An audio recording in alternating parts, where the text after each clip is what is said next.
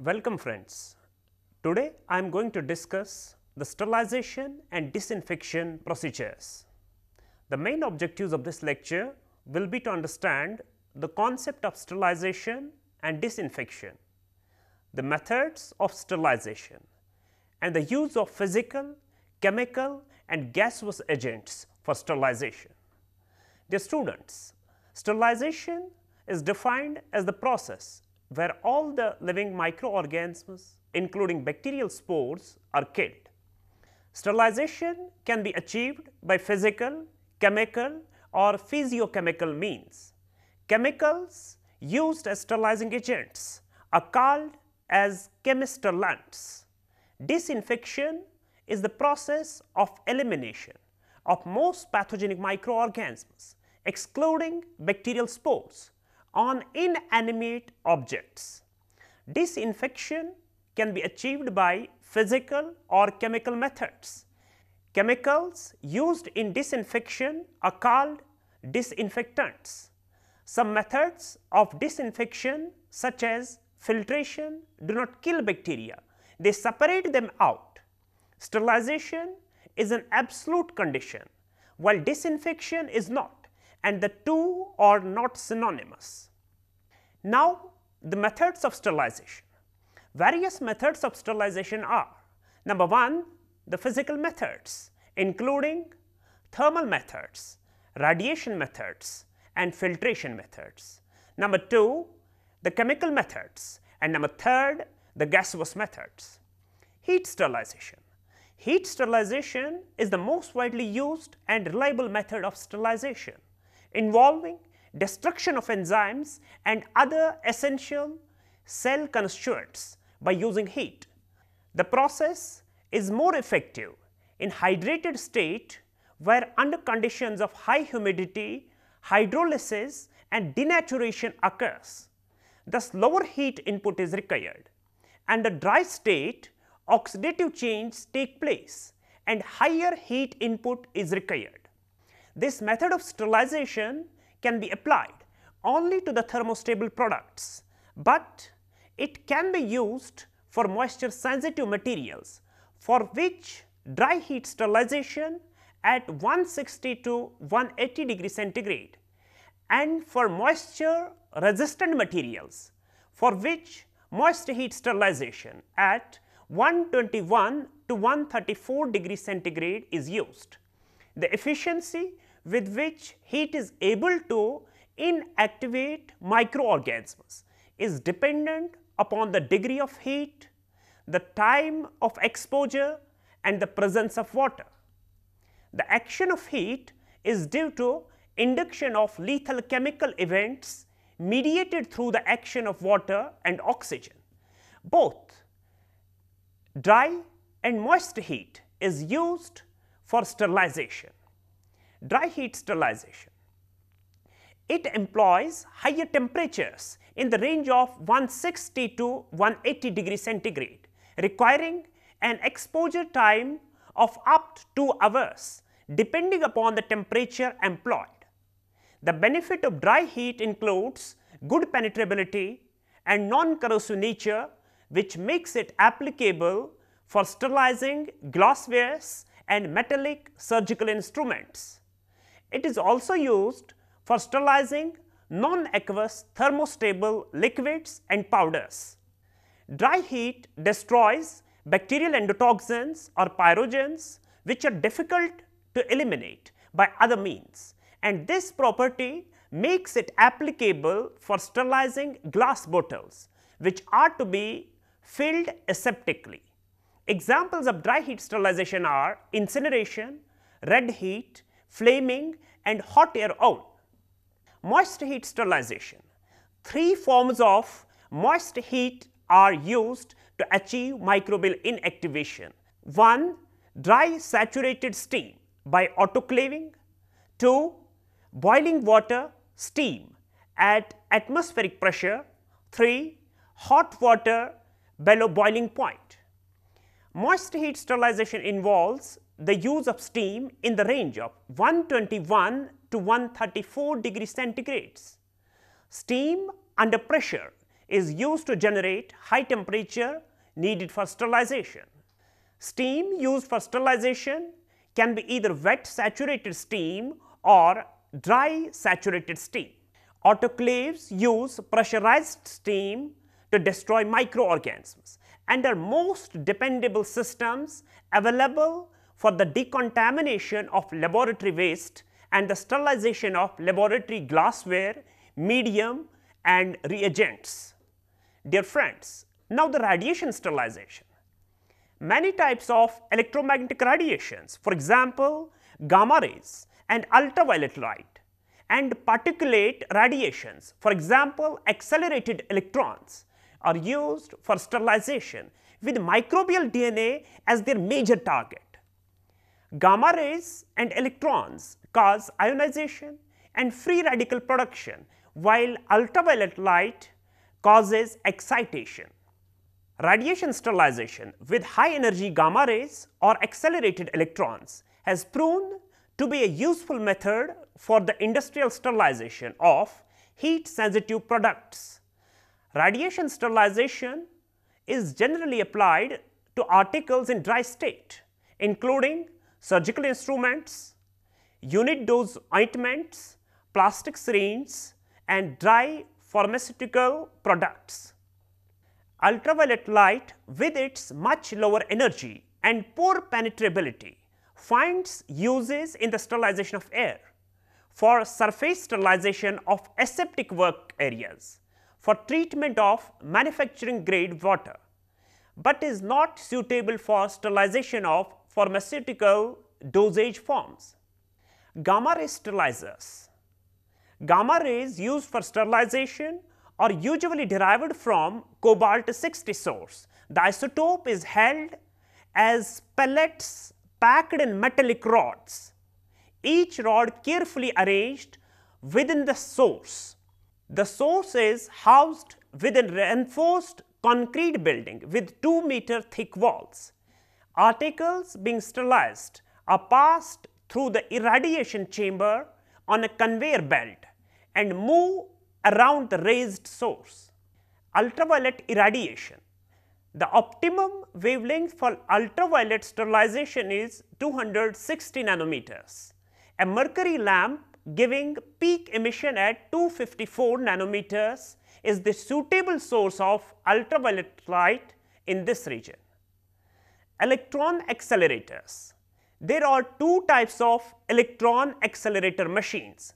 The electrostatic accelerators producing electrons with maximum energies of 5 million electron volts, and the microwave linear accelerators producing electrons with maximum energies of 10 million electron volts. Higher energies cause better penetration into the product, but there is a risk of induced radiation. A high energy electron beam is generated by accelerating electrons from a hot filament down an evacuated tube under high potential difference, and then additional energy is imparted to this beam in a pulsed manner by a synchronized traveling microwave. Articles to be sterilized are arranged on a horizontal conveyor belt and are irradiated from one or both sides. Filtration sterilization. Filtration process does not destroy but remove the microorganisms.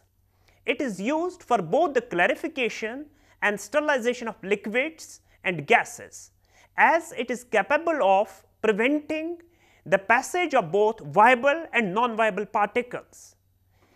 Major mechanisms of filtration are sieving, adsorption and trapping within the matrix of the filter material. Sterilizing grade filters are used in the treatment of heat sensitive injections and ophthalmic solutions, biological products and air, and other gases for supply to aseptic work areas. Applications of filtration for sterilization of gases. High efficiency particulate air filters can remove up to 99.97% of particles less than 0.3 micrometers in diameter. Air is first passed through pre-filters to remove large particles and then passed through HEPA filters. The performance of HEPA filters is monitored by pressure differential and airflow rate measurements. Depth filters made of diatomaceous earth, unglazed porcelain filters, sintered glass or asbestos, and membrane filters made of cellulose acetate, cellulose nitrate, polycarbonate and polyvinylidene fluoride or some other synthetic material are two types of filters used in filtration sterilization. Now, I will tell you something about the chemical methods of disinfection. Disinfectants are those chemicals that destroy pathogenic bacteria from inanimate surfaces. Some chemicals, when used at appropriate concentrations for appropriate duration, can be used for sterilization and are called sterilant liquids. Those chemicals that can be safely applied over skin and mucous membrane are called antiseptics.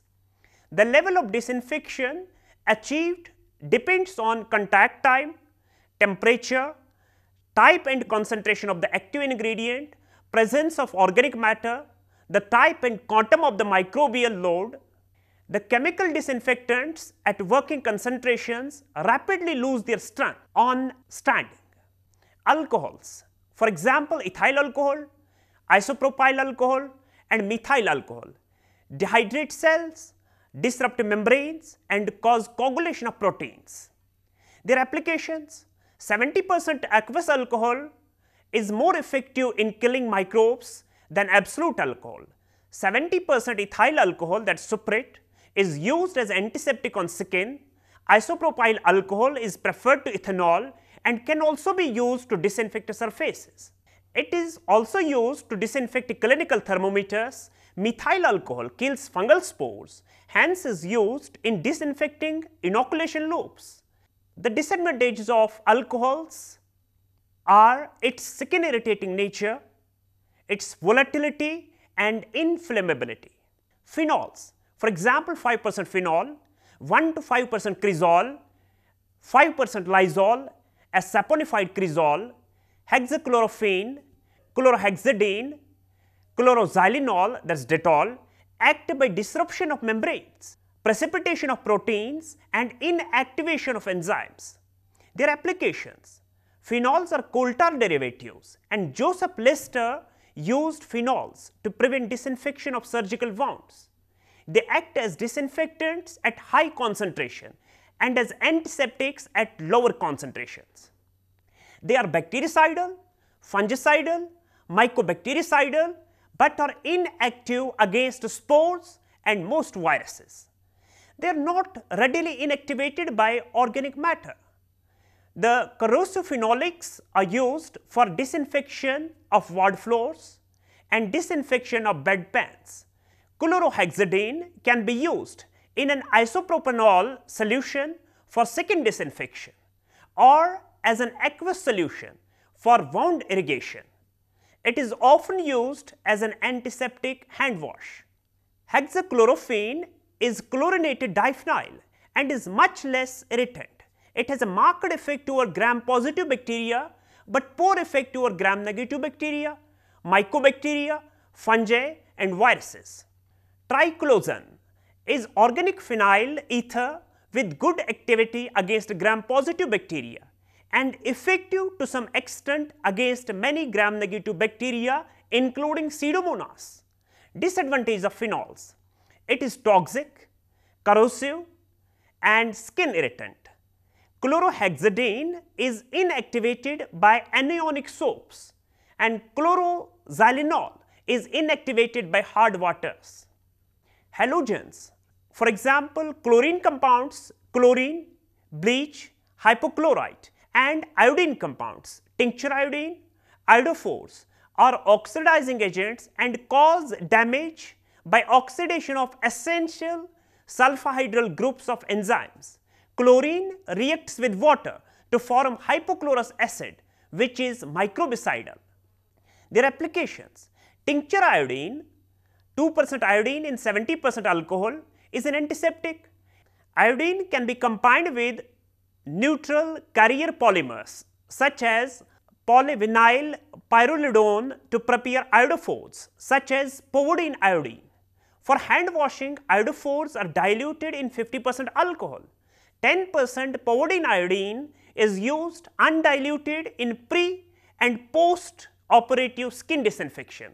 Household bleach is a stock solution of 1:10, can be used to disinfect floors.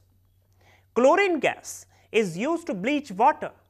In higher concentrations, chlorine can be used to disinfect swimming pools. 0.5% sodium hypochlorite is used in serology and virology. At a dilution of 1:10, it is used in decontamination of spillage of infectious materials. The disadvantages: they are rapidly inactivated in the presence of organic matter. Iodine is corrosive and staining. Bleach solution is corrosive and corrodes stainless steel surfaces.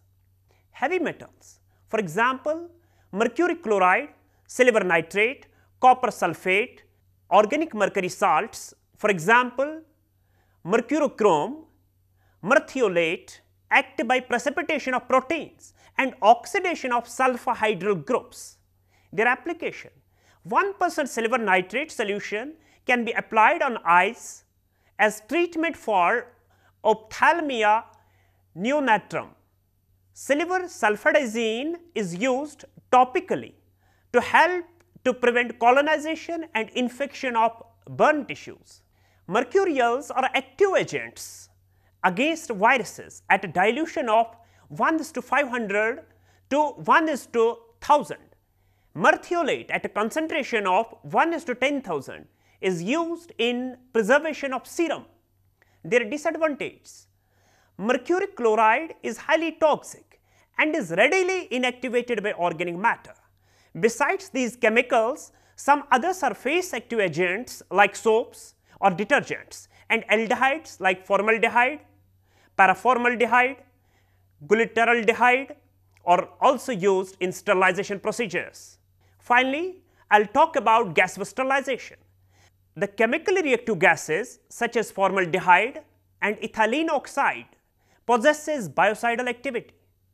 The mechanism of antimicrobial action of the two gases is assumed to be through alkylation of sulfhydryl group, amino, hydroxyl and carboxyl group of proteins and amino groups of nucleic acids. Both the gases, being alkylating agents, are potentially mutagenic and carcinogenic. They also produce acute toxicity including irritation of the skin, conjunctiva and nasal mucosa. Ethylene oxide sterilizer. An ethylene oxide sterilizer consists of a chamber of 100 to 300 liter capacity surrounded by a water jacket. Air is removed from the sterilizer by evacuation.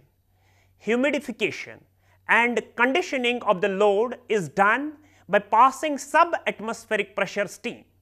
Then evacuation is done again and preheated vaporized ethylene oxide is passed. After treatment, the gases are evacuated either directly to the outside atmosphere or through a special exhaust system. Ethylene oxide gas has been used widely to process heat sensitive devices, but the aeration time needed at the end of the cycle to eliminate the gases had made this method a bit slower. Low temperature steam formaldehyde sterilizer. A low temperature steam formaldehyde sterilizer operates with subatmospheric pressure steam. At first, air is removed by evacuation and steam is admitted to the chamber. Liquid sterilization. Number first, peracetic acid liquid sterilization. Peracetic acid, a water soluble liquid found to be sporocidal, was found to have no harmful health or environmental effect. It disrupts bonds in proteins and enzymes and also interferes with cell membrane. transportation through the rupture of cell walls and oxidizes essential enzymes and impairs vital biochemical pathways. In a low temperature liquid chemical sterile processing system, several steps to be followed for effective sterilization are: pre-cleaning of the devices, then leak testing to ensure that there are no leaks that could allow fluid to enter, leak the ampoules, vials or cause damage. Then appropriate tray or container must then be selected, and if the device has lumens, the appropriate connector must be attached. Then the sterilant concentrate is provided in a sealed single use cup and requires no premixing or dilution. The disadvantages of this method of sterilization are that the devices must be immersible, must fit in the appropriate tray and must be able to withstand 55 degree centigrade temperature that the process uses. Number 2, hydrogen peroxide sterilization. This method disperses a hydrogen peroxide solution in a vacuum chamber, creating a plasma cloud. Sterilization is achieved by oxidizing the key cellular components of the microorganisms, thus leaving them inactive. The temperature for this sterilization method is maintained in the range of 40 to 50 degree centigrade, which makes it suitable for use with heat sensitive and moisture sensitive medical devices. The 5 phases of hydrogen peroxide processing cycle are: a vacuum phase creates a vacuum in the chamber and the pressure drops to less than 1 pound per square inch. This phase lasts about 20 minutes. Number 2, in the injection phase, the aqueous hydrogen peroxide is introduced into the vacuum chamber and is vaporized into a gas, which creates a rise in pressure due to the increase of molecules. Number 3, during the diffusion phase, the hydrogen peroxide vapor spreads throughout the chamber and the increased pressure drives the sterilant into the packs, exposing the instrument surfaces to the sterilant and killing the microorganisms. Number 4, during the plasma phase, the radio frequency energy is applied, stripping the electrons from some of the molecules and producing a low temperature plasma cloud. Following this reaction, the activated compounds lose their high energy and recombine to form oxygen and water. Number 5, the purpose of the venting phase is to introduce filtered air into the chamber and then return the chamber to atmospheric pressure so that the door can be opened. It lasts about a minute. With this, we conclude. Thank you for watching.